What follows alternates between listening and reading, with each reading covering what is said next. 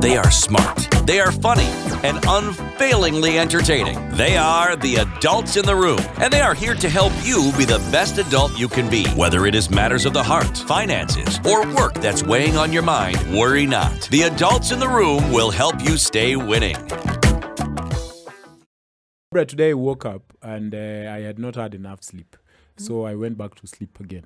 Then at around 7ish, I started coughing. So I coughed for about a whole minute. Knowing you just panicked. Take me, guy! So he almost started calling Waweru because Waweru is a physician to lament. So I went to the living room worried and I took some water. Temperature, then I started feeling my chest. So I think something just, there was a funny tingly feeling. Yes. But it's amazing now when you cough, immediately you get any symptoms. Hata ukijikwa, you start thinking, wow, magoti yangu imeshikwa na corona.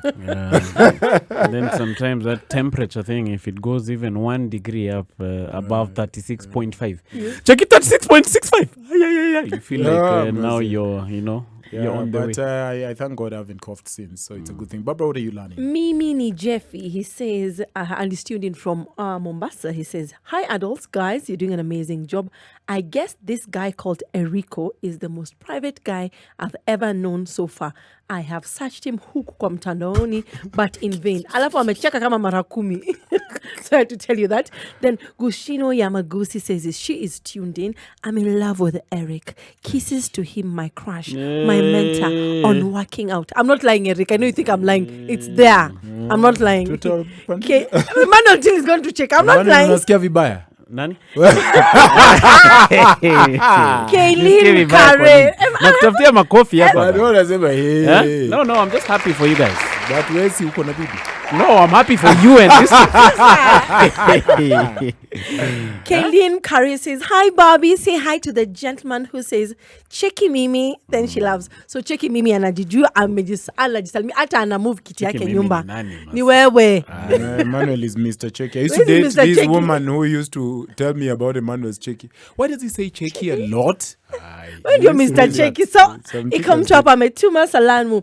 Koi Bansi says hi to you guys. Jackie Mugoni from Ruiru, Massive Yukondani, Lily MC Ombondi, present from Kisumu. Yes, I've also been to Kisumu. Actually, I like landing there. I'm waiting for 15. So from Kitale, Ambassador was Zion, and shout out to all Kenyans. Talking about this ambassador, he's reminded me of an ambassador I saw on a Zoom call who behaved badly, but anyway, story for another day. Barbara, today is a very special show. That's why I was calling out the adults just to go to www.spicefm.co.ke because, we're going to have a special guest coming through. Yes, we are. His name is Mr. Ted Josiah, one of the living legends on this planet Earth.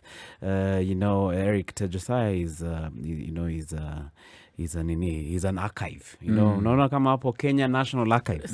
Yeye ni archive. No, as in he's full of information and a lot of wisdom and a lot of knowledge. And he shaped many of our lives as we're growing up.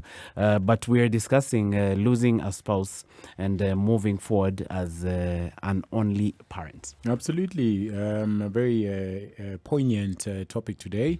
As you know, dear msikilizaji, death can leave children scared and scarred, Barbara. Yes. And, above that, with the support of family and friends and, the remaining parent, kids can not only just survive, but also learn to thrive.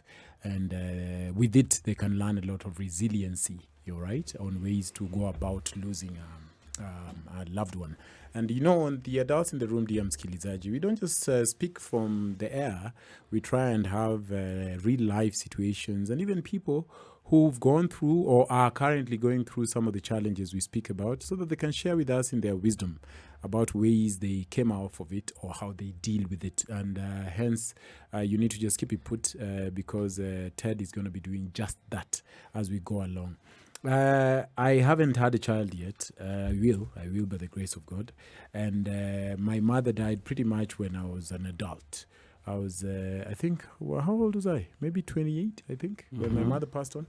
And one of the things that happened, it felt really, really difficult. It was a difficult time in my life.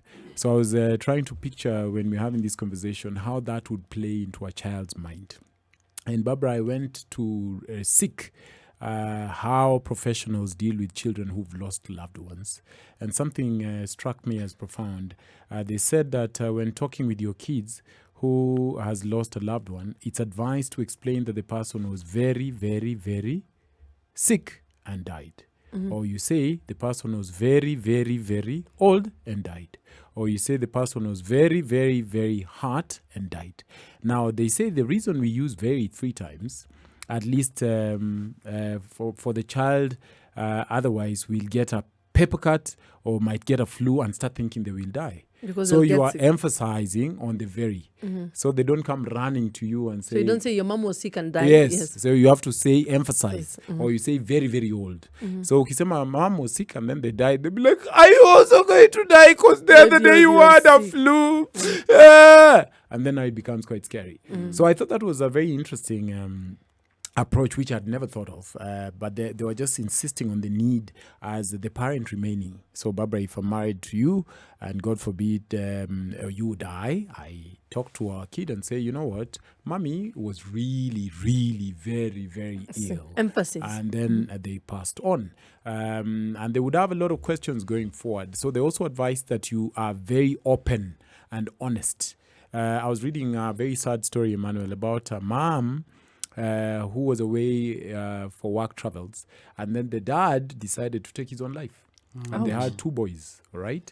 So she said that one of the most difficult conversations was to tell them the truth. That, you know what, your dad, died to suicide. And that's what happened. And the kids were scared. They said, so are we also going to lose you like this? And she had to really explain how, that processes. But she was insisting on the need to be truthful so that you do not hide. But upon them dying from disease or old age or maybe heart, you want to emphasize on the very, very, very, so that they don't get scared. If, say, you said, I got an accident on a bike, because kids are very linear in their thinking. They'll be like, hey, you're also going to die? Say like, no, this is not very, very, very hurtful. This is a very minor accident. It's interesting. When I lost my dad, which is the closest I believe, I could relate to, the feeling of losing a spouse. I remember when I met my mom, because my dad passed on in Eldoret, and then after he passed on, he was airlifted to Nairobi. Because he was a major don huko in the campus. So the campus guy said, no, we have to bring him to Nairobi and, just pay our respects from right here in the city. So when he was, shipped over, I remember going to meet my mom. So now I hadn't seen my mom all that time. So when I met my mom, it was interesting. She was hugging me and telling me, Pole. Pole. And you see, we are a couple of, we are like 7 kids. So it wasn't just me. So she'd hug me and say, Pole, papa, Pole, papa. Then she'd hug my other brother, Pole. So you see, she's mourning. She's mourning, but she's taken a moment to put aside the mourning in order now to become a comforter to us, which, looking back when I'm sitting here, I'm thinking it was quite admirable. And the only time when I saw her really truly breaking down and also joining everyone else in mourning is now when they were lowering my Zach hapo kwa because it hit her. Yes, hapo. So now there is when she now I feel took time now to just be herself and just to mourn. So I feel like Eric, it relates to what you're saying. You have to when you're talking about very, very, very like you take some moment aside from your grief. And probably in a way, and Ted will share with us more on the how to, you just take a moment from your grief and just, without sobbing and yelling, just tell this child that, he was very, very, very sick. And that's how we passed on. So there's some comfort that I felt in that. I felt scared of meeting my mother rolling on the tarmac up at the airport. Like that would have beside herself. herself Yes, with grief. that would have broken me even more. Yeah. And the fact that she didn't do that was a plus for me. So I feel like, yes, just maybe take a moment, and just try to be, strong, at least for a moment for the child, so that at least they know there's a semblance of, it's gonna be okay somewhere out there. Yes, I like what you're saying, Emmanuel, because sometimes people forget, especially if you have children who are young, you need to remember that you need not only to be present for them, but surround those children with love. You are now the only remaining parent. It is different from when someone is a single parent. And yes, I'm not saying that one is better than the other. I'm just saying when there's a difference sometimes when someone is a single parent and maybe there's a parent like Eric who is there. We have separated, but this child knows that daddy is somewhere. But remember now, this particular child has lost one parent. So there's only one parent remaining. So I feel it is important. Yes, the same way that this remaining parent is giving support, they need to show a lot of love and a lot of care and also communicate in each and every step of what, as Eric was saying, in each and every step of what happened to the parent and how life is going to be. Because now this child, you're like their everything. Mm-hmm. They rely on you and you're like their world. So I agree with both of you, like surround your kids with a lot of love, be there to support them, and yes, communicate what actually happened to the parents. We're discussing losing a spouse and moving forward as an only parent. I remember I shared with you guys that we're going to shortly be joined by Mr. Ted Josiah. He's just going to join us on this conversation. But we want to check out what you guys are saying on Twitter and on Facebook so far, Barbara.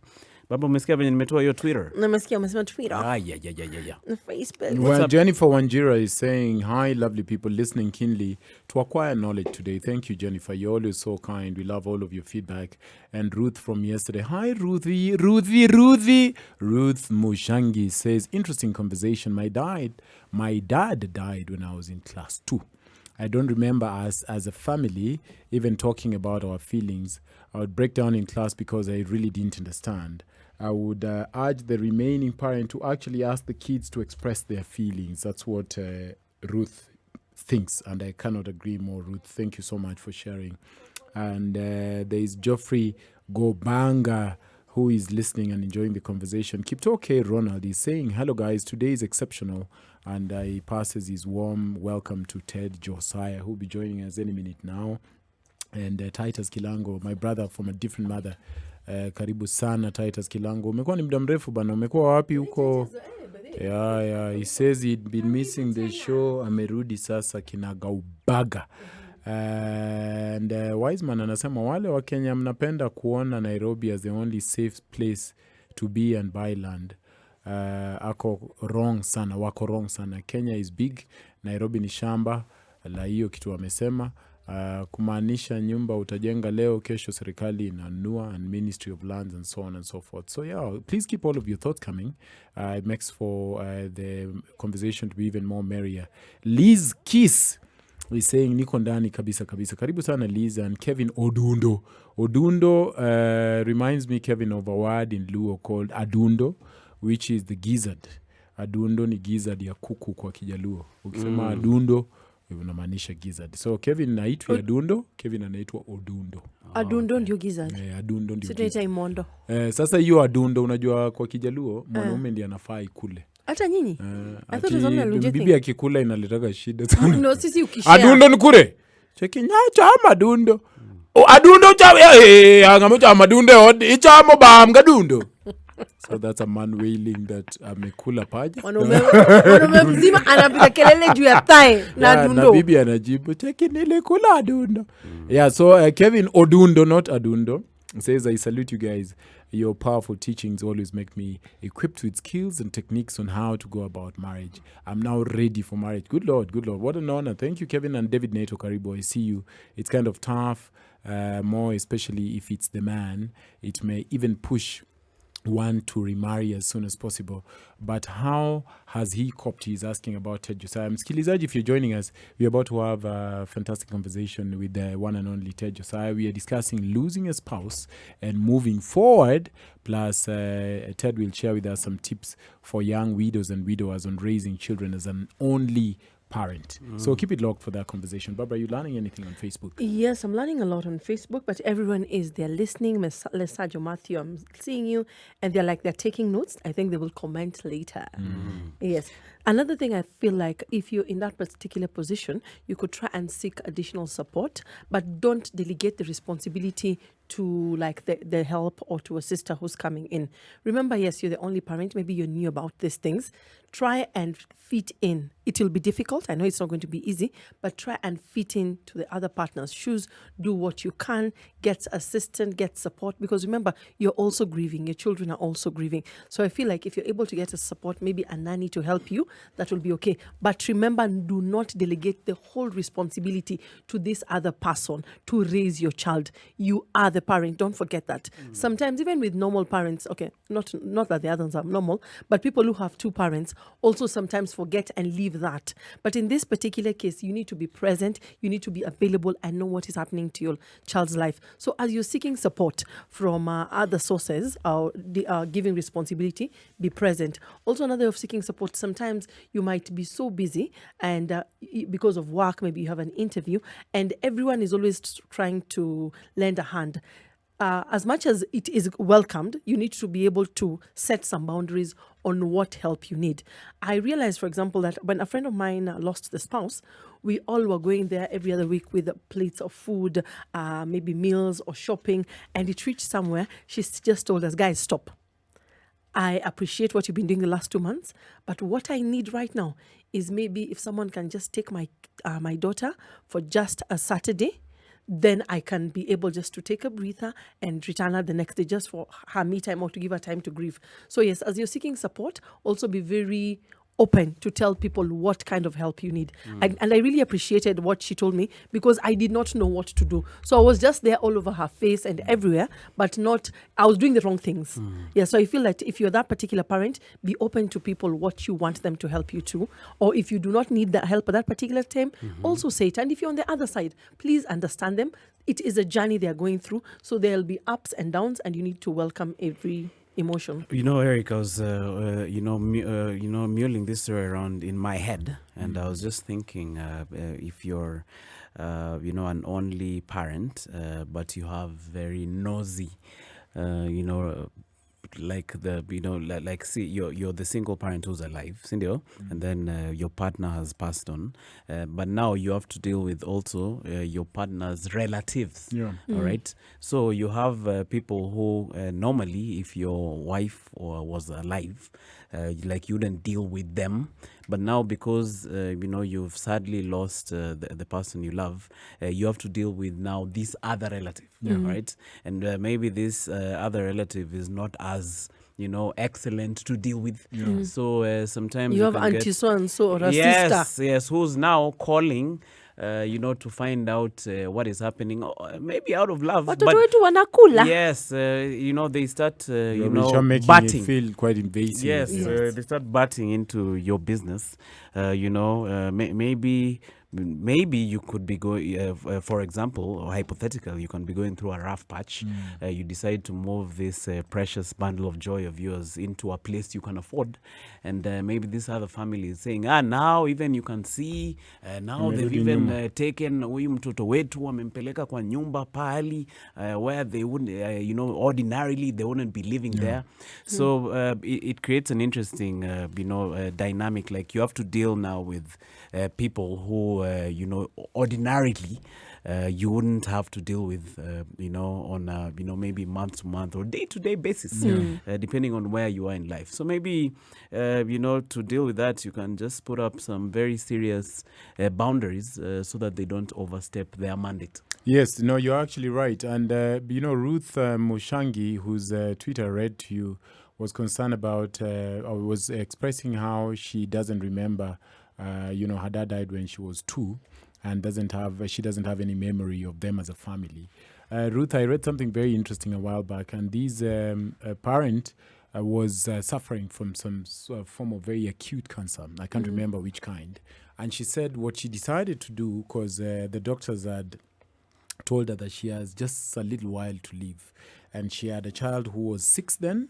So what this woman decided to do, Ruth, is to write letters.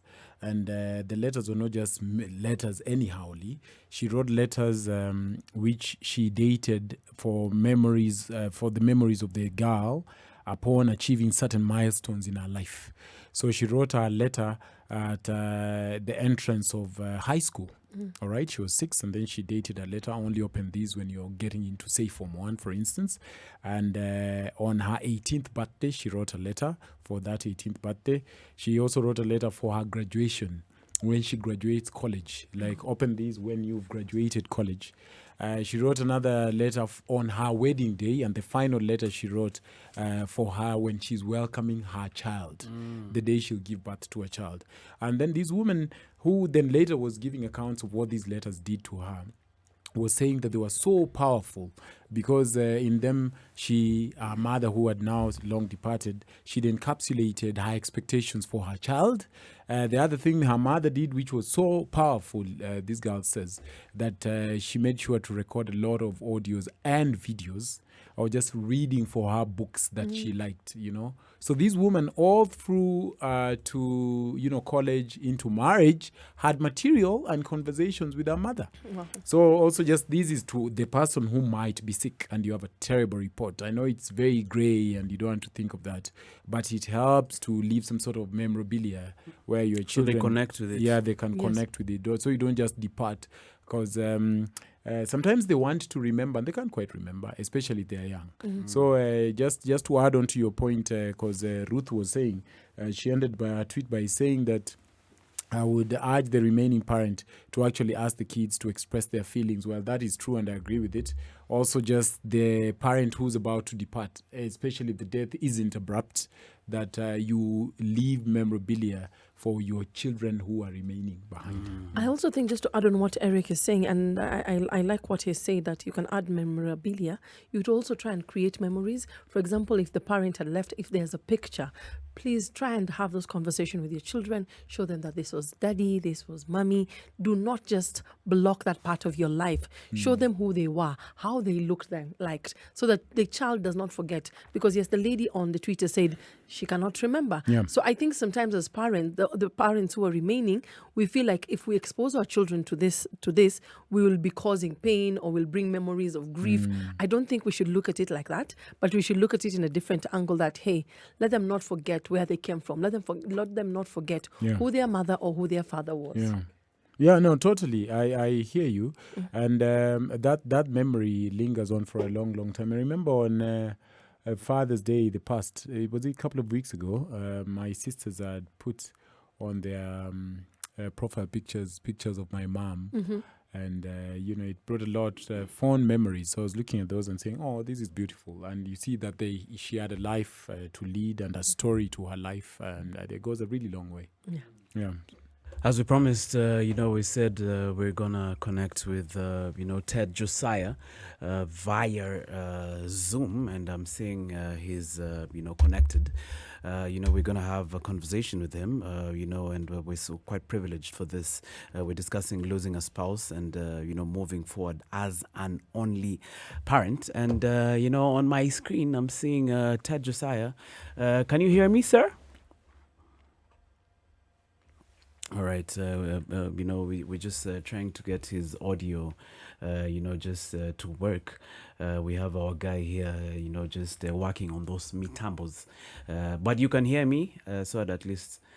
yes, he can hear us. So we just need to connect with him so that we can hear him too.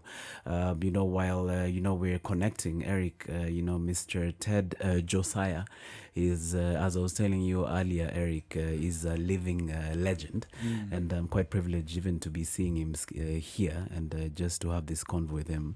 You remember those guys, Kina Kala Mashaka, and guys like Ndarling P. You remember Ndarling P? Yeah. They all went through... remember the song Unbogable? Yes. Interesting story, Eric, as we're connecting with Ted. There was an artist called Gidi Gidi and another artist called Maji Maji who would come to this Ted Josiah, to be built up. And he told them to go and find a way of working together. Yeah, and then now they went and met together and decided, and that's how now Gidi Gidi Maji came through. No, that is how it was birthed. Yeah, Ted, can you hear us now?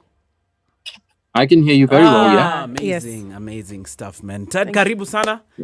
Thank you, Asante Steve Nakuru. and Mumbi. Yes, thank you so much for making time. My name is Emmanuel. I'm one of the hosts here on the Adults in the Room. I'm in studio Great. with Barbara, the Duchess of Ikolomani. Hi, how are you? And we also have Eric, another co-host. I'm sure right you can hear me, Ted. Karibu sana. Thank you so much for your time, I sir. can hear you. Thank you very much. Yes, but Ted, you'll be seeing me at least most of the time because they're sitting obviously on the other side. We are But- social distancing. Yes, but thank you so much for coming through. So, Ted, the show is called The Adults in the Room. Obviously, you've met the adults in the studio, but now there's another adult called the Mskilizaji, who is, he's the fourth adult in this room. And, Very good. we are all really, really excited, to have you here. Spice. Quite out there. In fact, I've been following your journey for quite a bit. How's JJ doing, your beautiful daughter?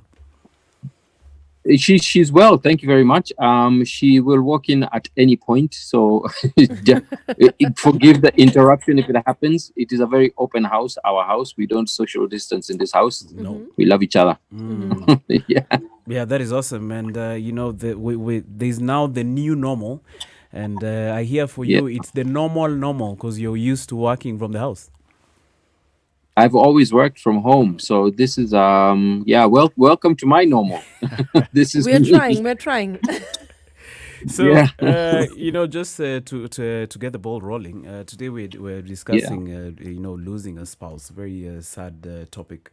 And, one of the things that, I had you say on another forum is, that you have to understand what grief is. And, in fact, just to quote you, you said, what is grief like? Well, it's like the waves of an ocean. Sometimes they are high, sometimes they're low, but guaranteed they will hit. So just speaking out to someone out there who's maybe going through a similar experience, especially now because we're in the midst of a pandemic. How would you explain these thoughts that you're having on grief, and how do you possibly deal with it initially? Initially, it was a nightmare. It was very difficult to deal with because this was actually the very first time for me that I was losing somebody that close in my entire life. The other person I had lost had been my grandfather when I was a young man. So that was years ago, and we weren't as close. When you lose a spouse, it's a different thing. And I lost my granddad, and we knew he was going to pass. He was sick for a long time, but I lost my wife literally. I still call it ridiculous because I remember Friday, 5 p.m., driving towards home and asking her over text what's for dinner. And she said, well, chicken and rice, your favorite. And she sent me a photograph of shoes that she had just bought in town. As opposed to going to hospital with that money, she had got to buy shoes. And I thought, women, anyway, as long as she's happy, she's got a pair of shoes, it's all right. And we had dinner that evening, and she woke up at 3 a.m. To feed the baby, and she was feeling a bit unwell. 5 o'clock, she's dead. So literally, I had no time to prepare for the shock and the initial grief. It hit me much later on in the day that she's gone, and it just kept on coming back as waves, because for me that has been until this day. I mean, yesterday was a horrible day for me. It keeps coming back, playing back. It's like a tape recorder on repeat. It just, the whole scene just keeps playing back over and over and over again, and there's nothing you can do. You just have to embrace those emotions and understand that as it replays, it is part of your healing, because it's part of the acceptance. And it's not that you're going to forget them when you stop feeling the pain. It's that you are going to just learn to live with those emotions. Now, for me, it was tough also because I had a little girl who was 3 months old. She didn't even know the taste of water. The only taste she had had up till that point was the taste of her mother's breast milk. So imagine being a single parent with no female around you to support you in this journey from day one. And you have to understand how to deal with the formula. In fact, it was a pediatrician who taught me how to how to feed my child. And having to go through that literally alone, washing, cleaning, cooking for the child, taking care of the child, and still mourning the loss of somebody that you love. All of that compounded into one. It was a nightmare on steroids. That's how I can describe it. But like I have a a relative who his they lost a baby, and Yeah. now my relative is married to this guy, so they lost a baby. Yeah. So she says this guy has never even talked about it. He's just he's never brought it up. He's never talked about it. She's never seen him cry. So should that mean that talking about it should be a very important part of dealing with the grief? At some point when he's ready, he will open up. Again, people deal with grief in different ways.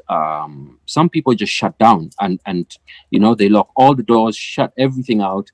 There's no communication with anyone in terms of what they're feeling or what they're really feeling. Some people will go into alcohol. Some people will throw themselves in work.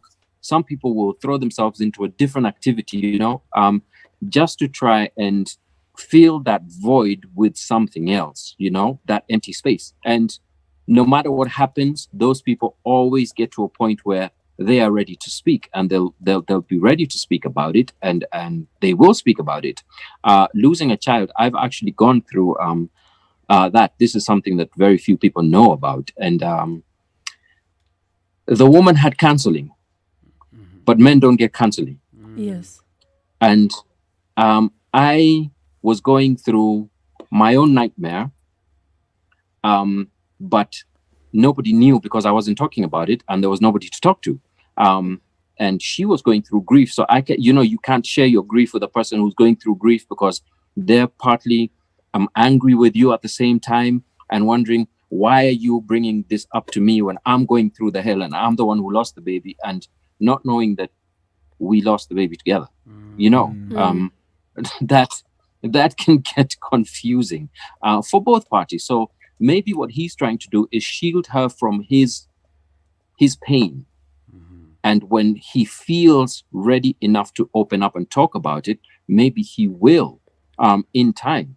But also remember, we come from an African society where it's very difficult for us as men to open up. Very, very difficult, because we've seen our fathers, and our fathers don't cry. We've seen our grandfathers, and our grandfathers, some of them were freedom fighters. You're crying for who? Do you know what I mean? So we've had two generations where men haven't had a place where they can understand their emotions and how to deal with their emotions and how to get these emotions out there. And this is not good. It is not good in that emotions are part of your physical attributes that create they're emotions, yes, but they create physical manifestations. Now, this is the problem. It's like a pent up pressure cooker, and those emotions are just boiling up in there, and the pressure cooker has no vent to let that steam out.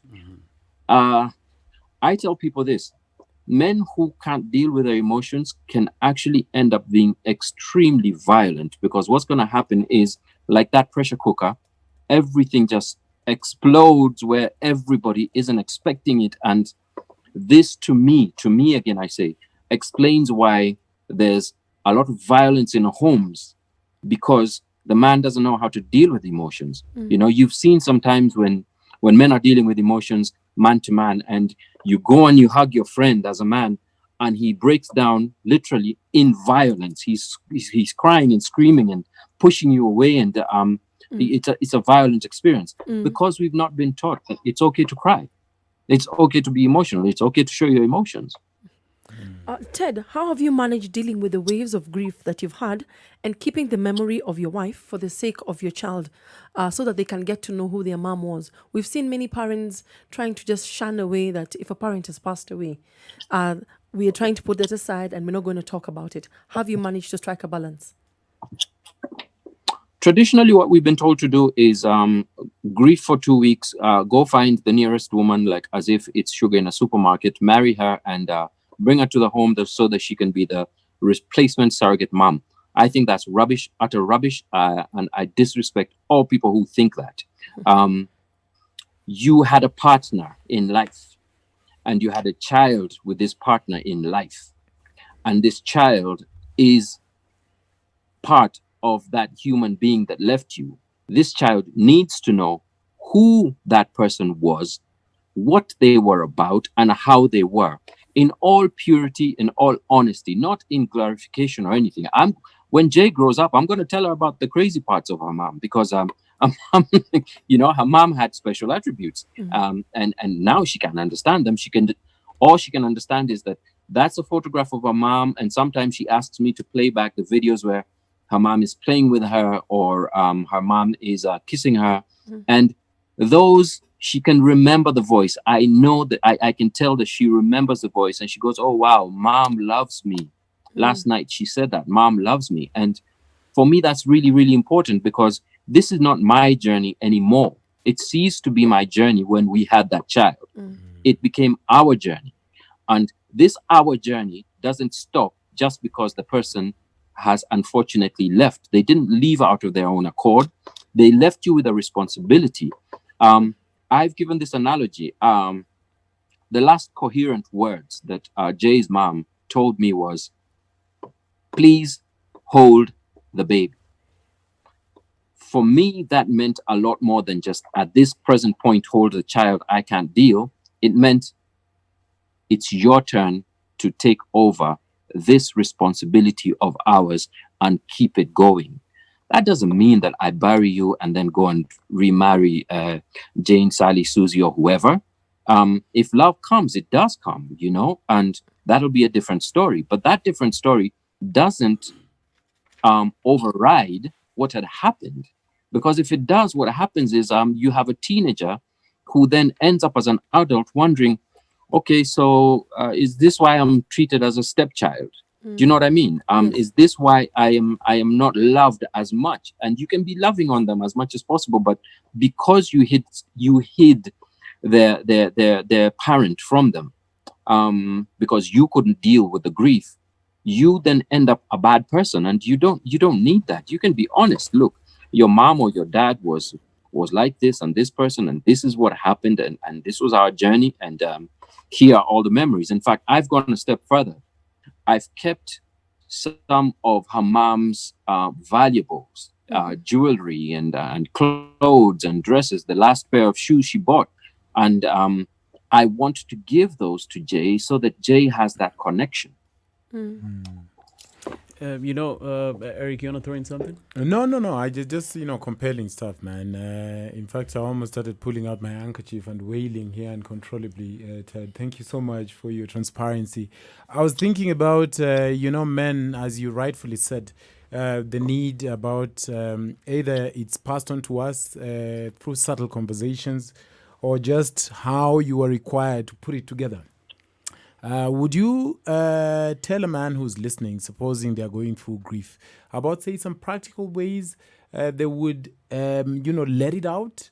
Maybe they would feel weird at the advanced age of 30 or 40 or 59 to wail, and they've never had to wail, or to even talk about their vulnerabilities, and they've never had to talk about those vulnerabilities. Are there ABCs about ways a man can grieve or show grief? You'd think about to share? Hey, for the men out there who are wondering, next month I'm turning 50, so it's not like I was dealing with grief when I was in my 20s. This happened to me 2 years ago. And it's still occurring. There are nights when I go to sleep crying. If you have to cry, cry. If you need to park your car on the roadside and cry, cry. If you need to get into the shower and cry, cry. If you need to have your brother or your cousin or your father or somebody near you as you break down, break down. Breaking down is a part of building up. If you do not break down, you cannot build robustly. All you'll be doing is building on a false platform, a platform of bravado that doesn't exist. You're not. Men are emotional beings. I'll repeat this again. Men are emotional beings. We're more emotional than we let on. And this we need to understand about ourselves, because if you do not understand that you're an emotional being and you feel a certain way in a certain, I mean, when men cry over World Cup, do we feel bad about them crying over World Cup? No. But when a man is crying over a child they lost, or a loved one they lost, a wife they lost, we look at them like, man up. I had a friend who 2 weeks after the death of my spouse told me, come on, get back to work.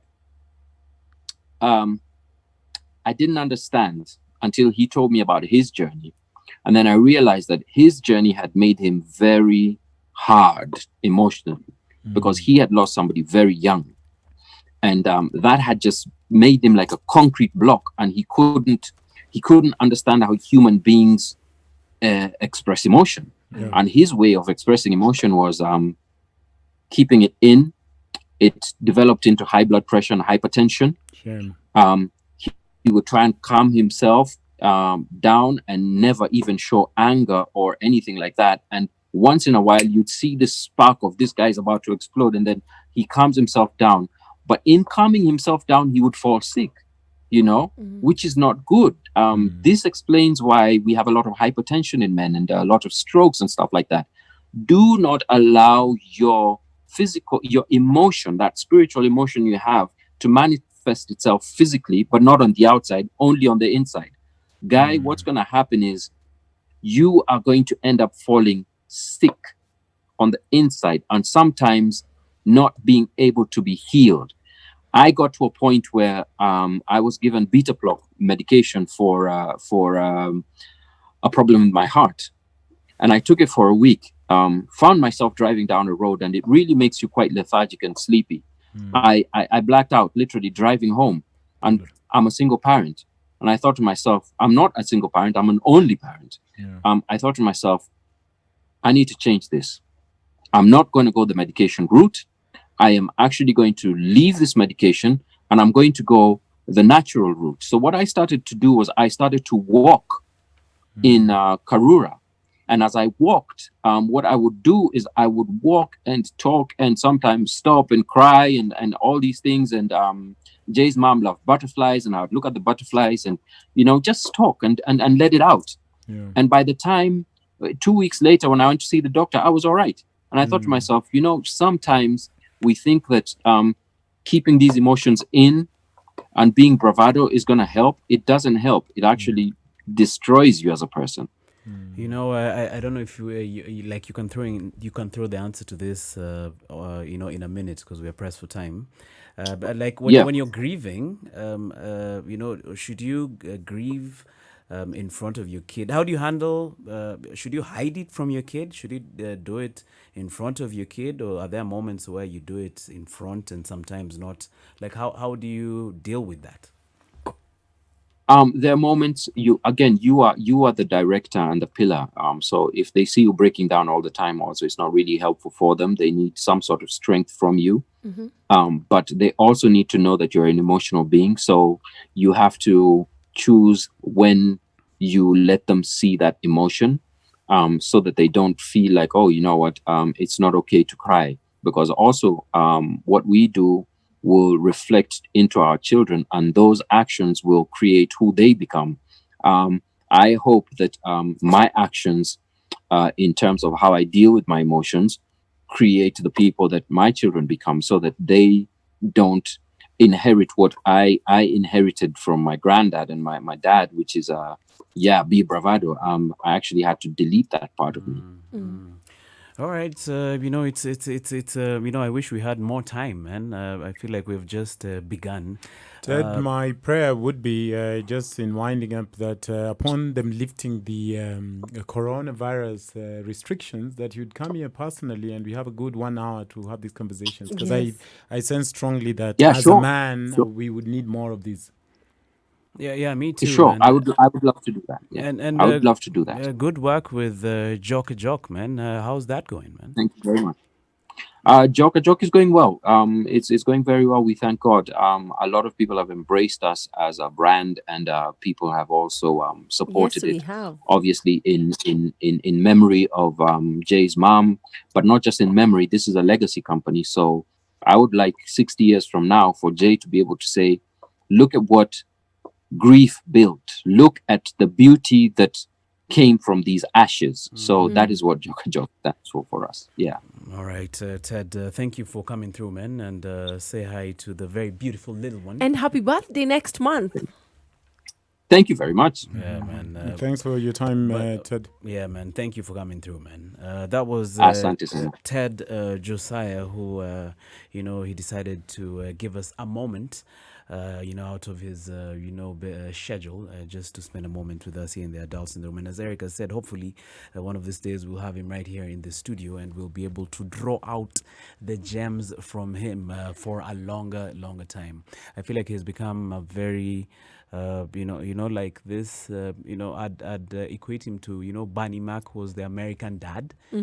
So Ted has become, someone guys reach out to and they're just looking for a mentor and someone to, who's really being a dad for real and not ashamed to talk about the things that he's going through in his life, man. Authentic conversation for real, man. We are the Adults in the Room. We're going to go very slowly to the top of the hour and then we're going to be back and just check out your feedback and just right there on the hashtag AdultsKE. Had we begun then, it had to end, man, and hopefully we'll have him here right here in the studio, Ted Josiah. We're discussing losing a spouse and moving forward as an only parent. Ted was just around, talking to us, and if you missed that, make sure you check it out on YouTube tomorrow. But meanwhile, we just want to check out what you guys are saying on Twitter and on Instagram. It was also on Facebook Live. Oh, yeah, that's awesome. And kudos, Mombi. You did a good one there.